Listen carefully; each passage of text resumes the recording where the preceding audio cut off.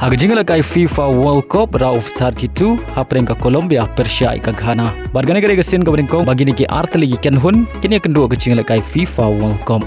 Aba Pyrshah ka jingla kai ka Colombia ka layo pen khijar ningkong tang haka menit ka bakhat saw leng bau John Arias. Ubreng midfielder jong ka Colombia ubile kai na ka club Palmeiras. Badia ka bol laira penbu Dau Suarez. Baleng bagan ka Shigul ka Colombia ka tam hadu bukut ka kala step da Shigul lanon. Aba Pai Pyrshah ka kela mit ka jingla kai ka long Maria khai ka babaro artli ki ken hun kela Pyrshah ban yo thep gol Henry ki khlemla ban penur long hadu bukut ka jingla kai. Badai lamba ka Shigul ba ka Colombia ka leo ban thep ka kela step kala la ban pelim ya ka Ghana da Shigul lanon.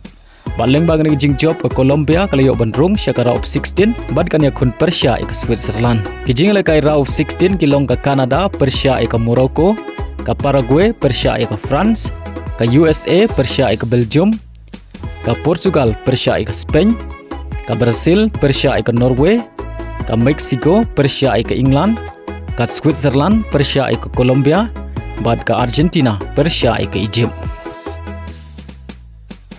Haga jingla kai Wimbledon third round hapreng Ujanik Sinner Pyrshah Johnson.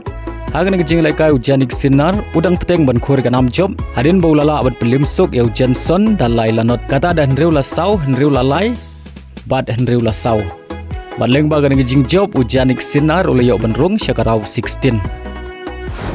Hagwe par jingla kai hapreng Arthur Pyrshah Novak Djokovic. Hawa Pyrshah nang jingla kai kolong jingla kai ka bamari ka jubor Henry habakut ka jingla kai Novak Djokovic ula khur ka nam job hadin bolala abat pelim Arthur dalai la kawai kata ada nyau lah henriu la saw iwai lah henriu ban henriu la nyau baleng bagan ke jing job Novak Djokovic ula yo ban Rung syakara 16.